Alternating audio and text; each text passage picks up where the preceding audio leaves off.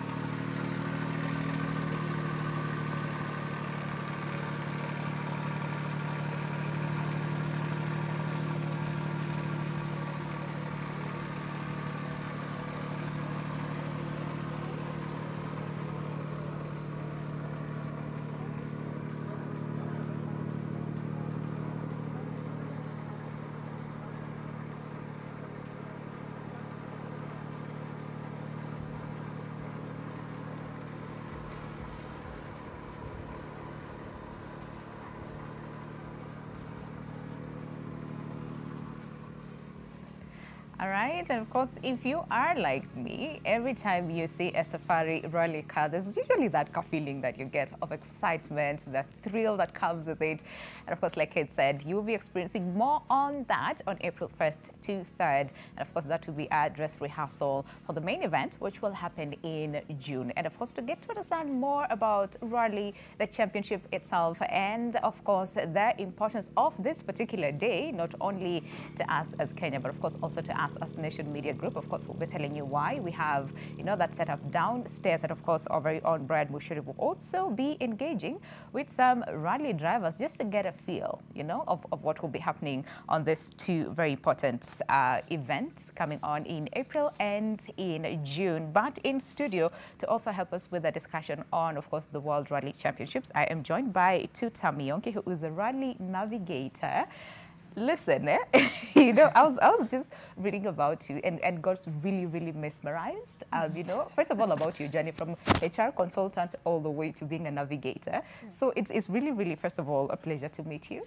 Karibu sana, how are you feeling this morning? I'm excited. Yes. Good to be here. Yes. I've always loved coming to Nation Media. Right. Thanks for having me. Karibu sana. Thank And of course, just looking at those cars downstairs, what are you feeling? Excitement. Right. There's some sort of excitement which is not your normal excitement that you feel just seeing the cars. I walked by there and I felt like, do I go up to the studio or do I go or do I just remain here? Yes, yeah. That thing, yeah. Right. Yeah, that you really can't explain. Yes. It's such an amazing feeling. And of course, we also have Peter Njenga, who is a media director, WRC. It's really, really good to meet you this morning. How are you? I'm very good. Right? Yeah. Okay. Now, let's just get back to the basics. And of course, Tuta, I'll begin with you, being a navigator, right? And before we even talk about your journey as a navigator, let's just understand rally as a sport in general. What does that entail? Is it that what wameketi tu kwa gari and then overspeed?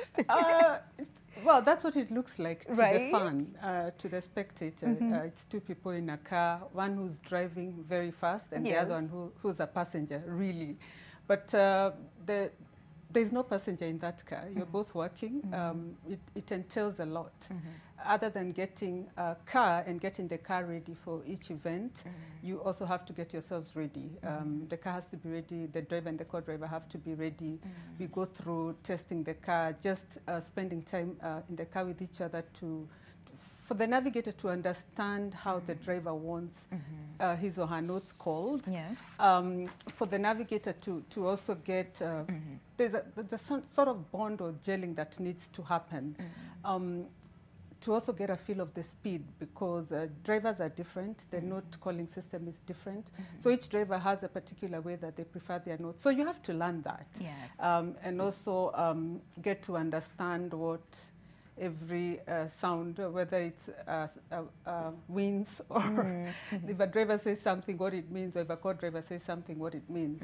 So there's a preparation bit. Then the day or a few days before the event, we do what we call recce. We go out to the route that has been prepared by the organizers. Yeah. We look at the route, we write our notes. That can take a full day, 6 to 6 a.m. to 6 p.m. Yeah. And then the next day, it's fun. It's go, go, go. Yeah, it's fun. Enjoy the ride and make sure you're calling the right notes so that you get the best time, because at the end of the day, it's the person with the best time that wins. Absolutely. There's a fun aspect, there's a competition aspect. Just learn how to gel the two. Don't just compete without enjoying the moment. You lose. It can get intense, right? It gets can intense. Get very intense, If you get to a point, when I started rallying, I basically did it for fun. I was a spectator for many years and kept thinking, these guys are having so much fun. You know? So I tried it. And the first few, maybe a couple of years, it was more of fun. We take a jump and I'm like, whoa, you know, without that really competition aspect.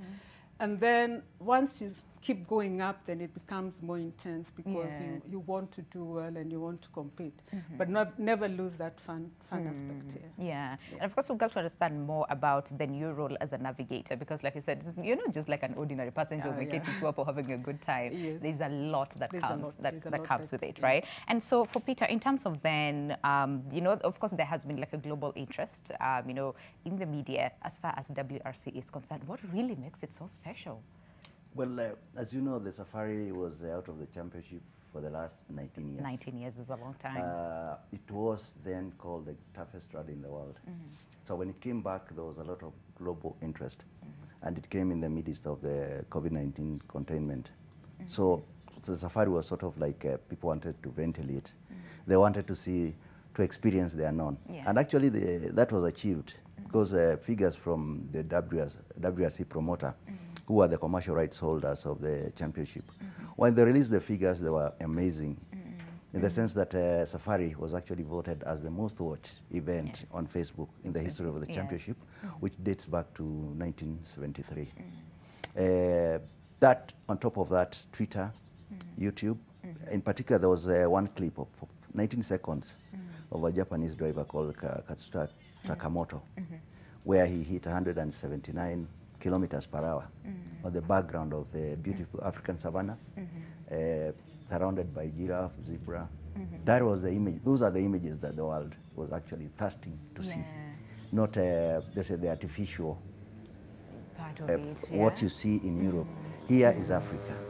Here is what they say that Safari is the most televisually attractive event. It is. It really is. I mean, given the scenery, given so where when it you look at really those figures, they said that combined social media, linear television. All right. We are talking of about 500 million people watch the Safari. Yeah. All right. So let's listening to what is happening down there, then I'll come back to you.